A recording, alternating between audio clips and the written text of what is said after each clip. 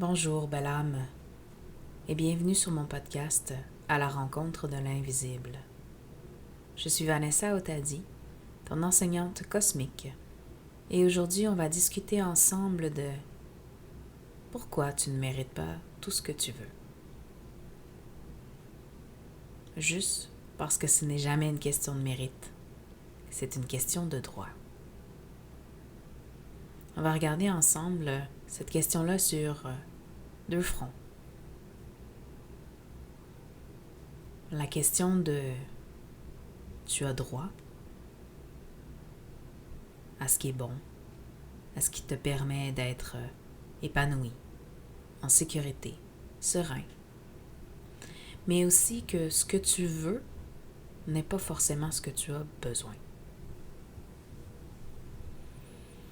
Je vais commencer par t'expliquer ça veut dire quoi exactement le mot mériter. Pourquoi on dit tu mérites ce qui t'arrive? Pourquoi on utilise le mot mériter? Tu as mérité une récompense après avoir fait ça. Mériter est une façon d'éduquer les enfants dans la coercition. C'est de l'éducation parentale qui t'amène à faire ce que l'autre veut pour que tu reçoives quelque chose en échange.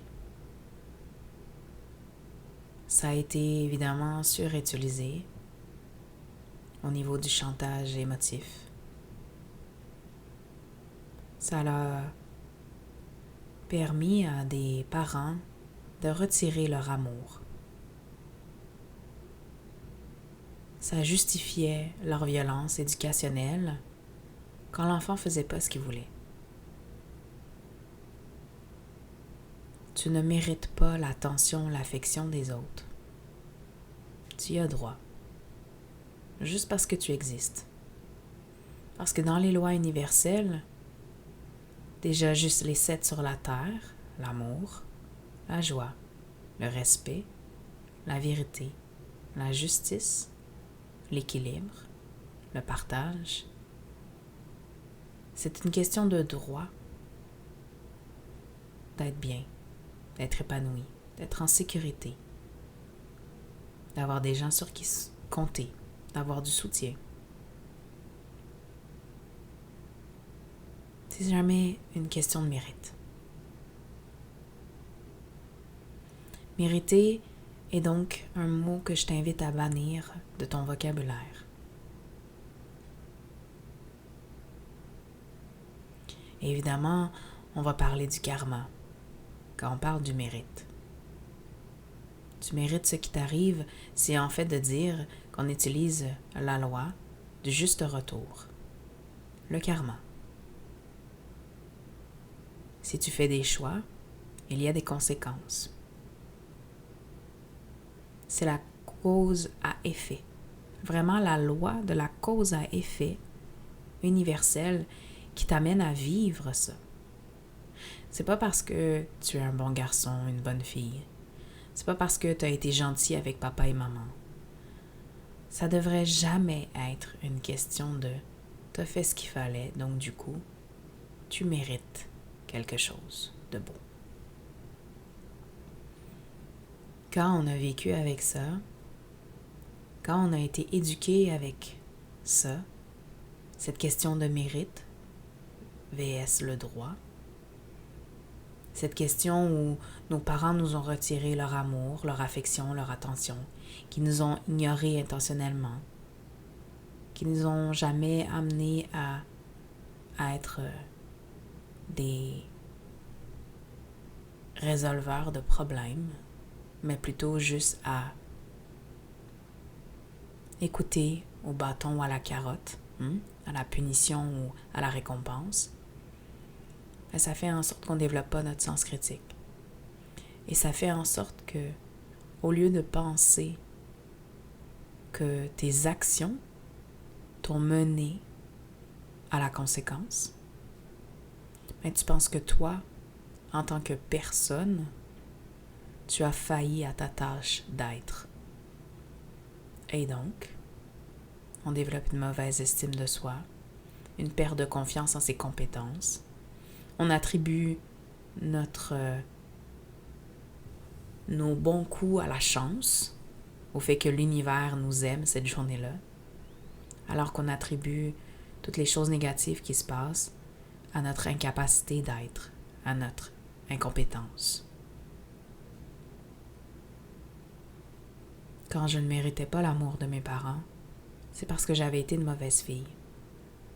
C'est parce que je n'avais pas fait ce qu'ils attendaient de moi. C'est parce que je n'avais pas réussi à la hauteur de ce qu'ils attendaient de moi.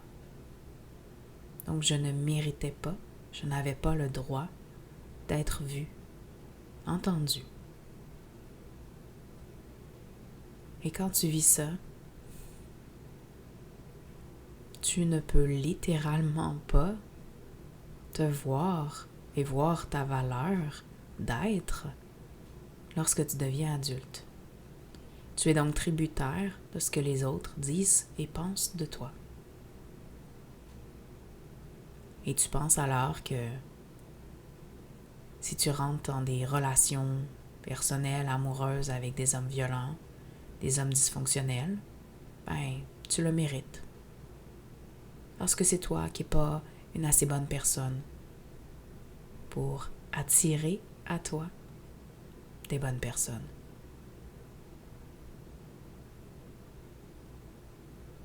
Oui, il y a une loi de cause à effet. Si tu décides de mettre une fourchette dans une plug électrique, tu vas t'électrocuter. Si tu décides d'être méchante, les gens vont peut-être être méchants en retour. Par contre, si tu fais tout ton possible pour être, pour te guérir, pour transmuter, pour faire plaisir, tu ne mérites pas d'être encore moins aimé, d'être bafoué, d'être rejeté.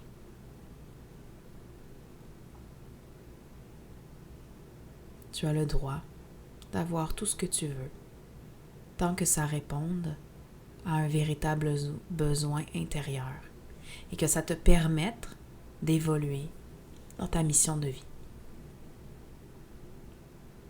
Ce qui m'amène évidemment au deuxième point. Tu ne mérites pas tout ce que tu veux, parce que tout ce que tu veux n'est pas forcément bon pour toi. J'ai longtemps dit à mes clientes, écris sur une feuille chaque petit détail de chaque petite chose que tu as envie d'avoir. Et en écrivant le plus de détails possible, ainsi tu dis à l'univers, voici ce que je veux. Je sais ce que je veux. Et j'avais oublié une petite chose. Tu ne sais pas si ce que tu veux est forcément bon pour toi. Mais l'univers, lui, le sait. Après mon divorce, j'ai vu le papa de mes enfants avoir une nouvelle copine en quelques mois. Et j'ai maudit l'univers. Comme je sais que c'est pas une question de mérite, mais bien de droit, j'ai dit, moi aussi j'ai droit. Moi aussi j'ai droit de retrouver l'amour aussi facilement. Moi aussi j'ai droit de transmuter mes blessures en étant accueillie, accompagnée. Moi aussi j'ai droit de recevoir à nouveau l'amour et l'affection de quelqu'un. Oui, mais et si c'était pas le bon moment? Et si ça ne m'aidait pas? Et si ça ne me servait pas à grandir et évoluer, de retrouver l'amour? D'aller m'effondrer dans les bras de quelqu'un d'autre alors que cette expérience-là m'amène à me replonger à l'intérieur de moi-même. Si tu fais des demandes qui ne sont pas alignées avec qui tu es et ce que tu dois faire, l'univers ne te les donnera tout simplement pas. Et là, enfant pourri gâté que tu es, tu vas dire, c'est pas juste, je le mérite. J'ai fait ce qu'il fallait, j'ai travaillé fort, j'ai transmuté mes blessures, je t'ai écouté, j'ai prié, j'ai médité. Pourquoi tu me le donnes toujours pas?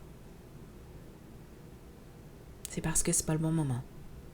C'est parce que t'es peut-être pas prête. C'est parce que peut-être que les choses qui s'en viennent, il faut t'y préparer encore un petit peu.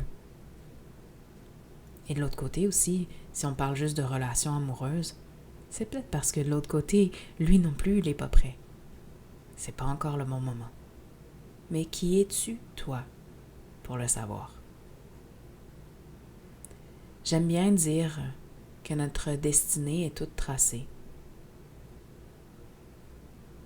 Que ton objectif de départ et ton objectif de fin est déjà installé, est déjà connu de tous. Mais que le chemin que tu vas pouvoir prendre a de multiples possibilités. Tellement que ça dépend vraiment de ta volonté. Tu vas arriver à la fin. Tu vas arriver au même objectif final que tu t'étais donné au départ. Mais combien de routes alternatives tu vas avoir pris? Le monde invisible ne t'oblige pas à prendre la route la plus droite. Mais il ne t'aidera certainement pas à aller foncer dans un mur. Ton libre arbitre te sert surtout à expérimenter. Que tu fasses un choix aujourd'hui et que demain tu le regrettes, tu pourras toujours changer. Tu pourras toujours décider de faire autrement. Tes choix, ton libre arbitre, c'est te permettre d'aller de l'avant et de vivre des choses qui sont alignées avec toi, avec ton but, avec ta mission première. Et puis, il y a des choses que tu vis qui sont là pour justement t'amener encore plus loin, plus profondément dans ton cheminement personnel, à ta transmutation de tes blessures, tes patterns, ta vision des choses. Tu ne peux pas demander à l'univers de gagner 1 million si c'est pour juste acheter un hélicoptère. En quoi ça t'aide? En quoi ça te fait grandir et revenir à l'être divin que tu es? En quoi ce que tu demandes à l'univers va te permettre de monter ton escalier d'évolution? Tu sais, cet escalier qu'on monte, une marche à la fois, une expérience divine à la fois, tout au long de nos vies terrestres.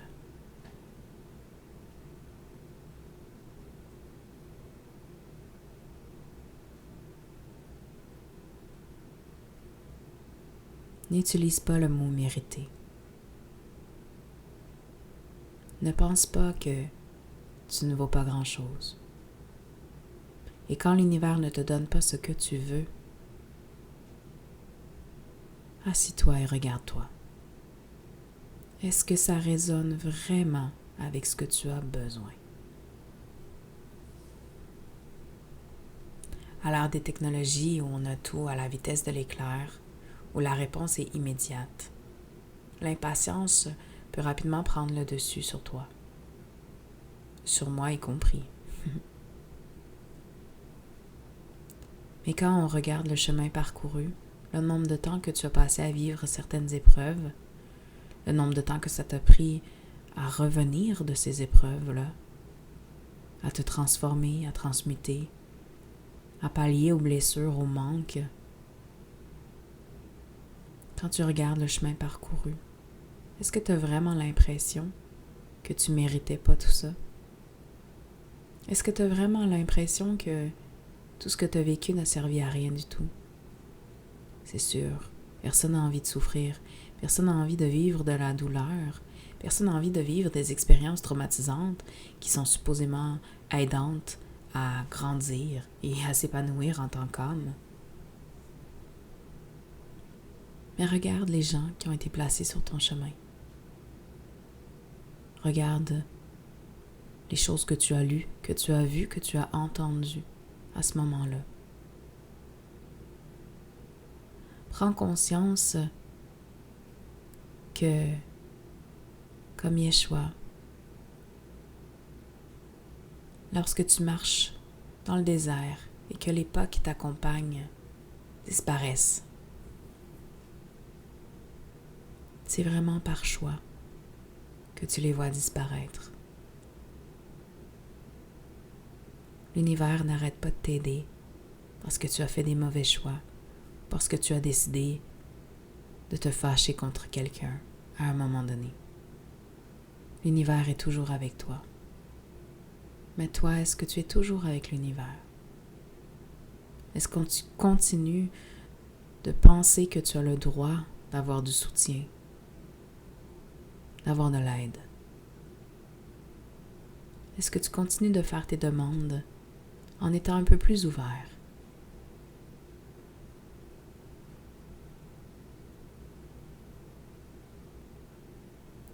J'ai une amie à moi qui m'a donné un mantra magnifique que je répète sans cesse depuis mon divorce. Je te le livre aujourd'hui, si tu en as besoin. May I be guided to love, by love, for love, with love. Que je sois guidée vers l'amour, avec amour, pour l'amour. Quand tout est amour pour toi,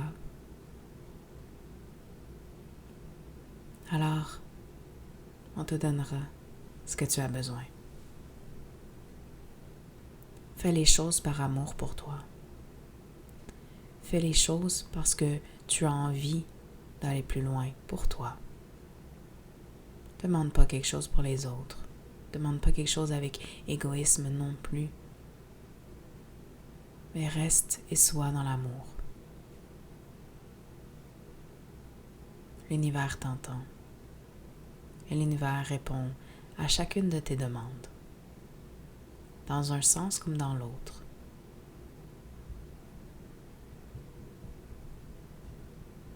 La loi de cause à effet est réelle.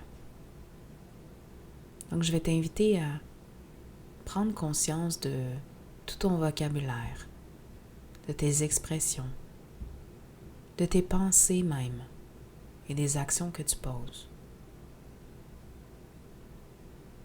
Si tu sens que c'est injuste, que tu mérites plus, qu'on t'enlève le droit de vivre des expériences enrichissantes, demande-toi ce que toi tu fais pour toi. Demande-toi si tu t'auto-sabotes pas toi-même, finalement. Demande-toi si tu as réglé le traumatisme de l'enfance, où tes parents t'ont dit que ta valeur n'existait seulement que dans leurs yeux, à la hauteur de ce que tu faisais de bien ou pas bien dans leurs yeux. Et si tu reproduis encore ce schéma-là, je vais t'inviter à prendre une grande respiration longue et profonde et à te dire: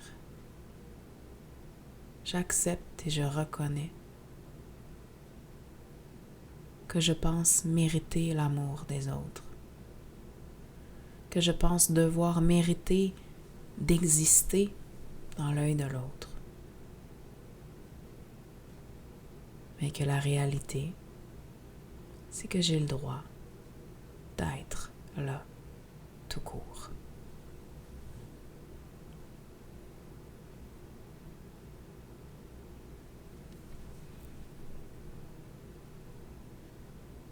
Tu aimerais en apprendre plus sur l'univers ou même sur toi. Tu aimerais avoir du soutien pour reprendre ton pouvoir personnel et redevenir pleinement l'être divin que tu es. Je t'invite à venir me voir en consultation, où je prendrai le temps de répondre aux besoins uniques de ton âme. D'ici là, je te souhaite une magnifique journée.